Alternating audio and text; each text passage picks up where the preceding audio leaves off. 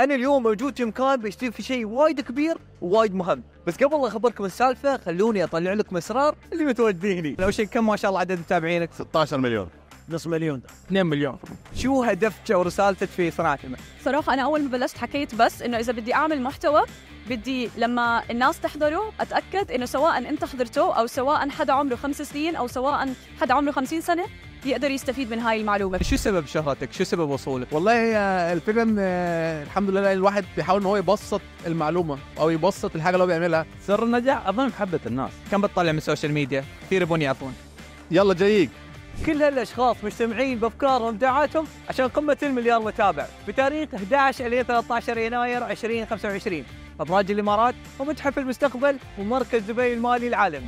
تشهد هالقمه جائزه بقيمه $1,000,000 لصانع اكثر محتوى هادف وغيرها من الفعاليات المميزه اللي بتجمع مئات صناع المحتوى. وانت خبرنا عن شخص تحب تتابعه.